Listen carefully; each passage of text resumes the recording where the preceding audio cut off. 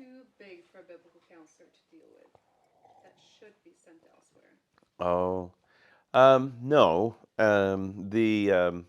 I think the way you have to recognize again, if we're material immaterial people, is recognizing as somebody as a biblical counselor, you can address the immaterial with the scriptures, but if there's a material aspect to it, well, that would be for the medical doctor, and so that's where I would want to work hand in hand with a medical doctor. A lot of the times, as a pastor, I've had medical doctors I've worked with, and like I'll just give you an example, right? There's we now have a very big broad word now called depression, that picks up almost everything, and a lot of us, just to use an kind of economy of words, we almost describe any kind of like down feeling or even sorrow, we just say, I'm depressed.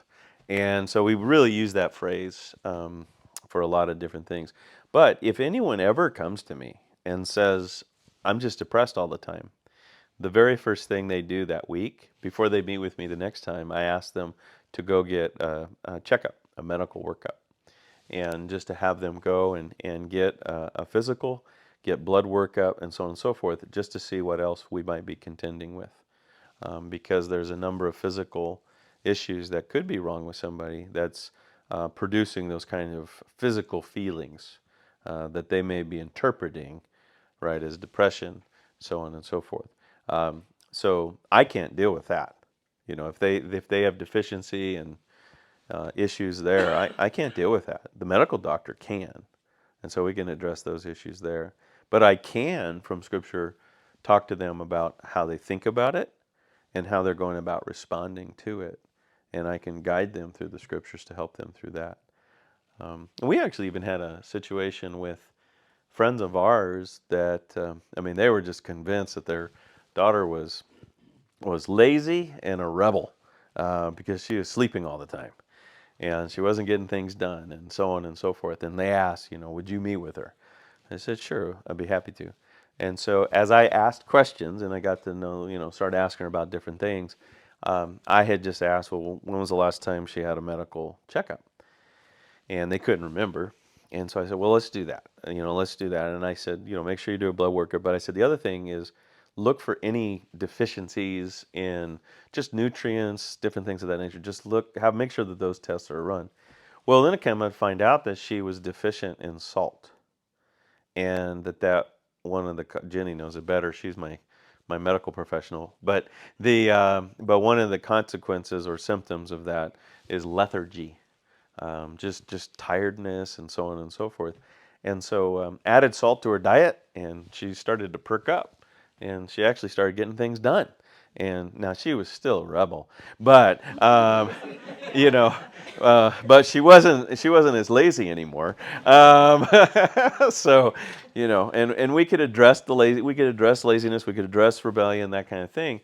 I couldn't address. There's no way I would have been able to figure out she was salt deficient. That was, a medical doctor needed to handle that and deal with that. So, that's the thing. I mean, Jay Adams talks about that in his Theology of Counseling. Talks about the fact, he calls it psychosomatic unities, and to divorce them would be a serious danger and something not to do. So that's something we always have to contend with.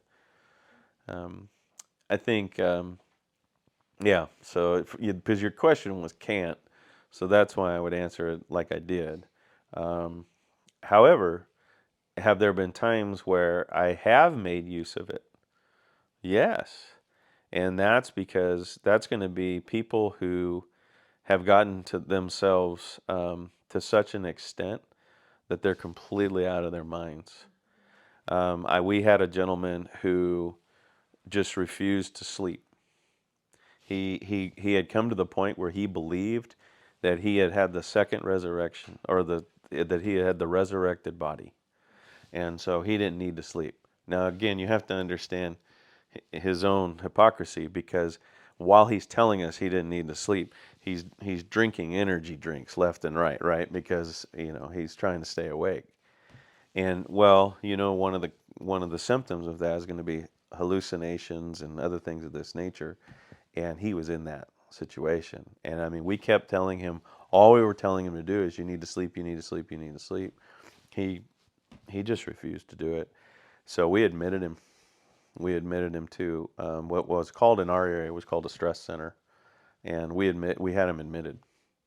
And why? Well, because he refused to just do the basic physical thing to really help him. And so, what he needed at that moment was he needed to sleep, and sometimes that's necessary. So sometimes we've made use of it in that way. Other times we've just made use of it because they're going to be a threat to themselves, and we just need something that's going to incarcerate them.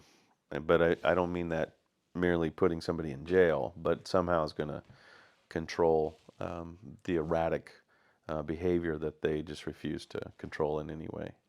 But those are extreme situations, and those have been the very limited times where we've made use of it.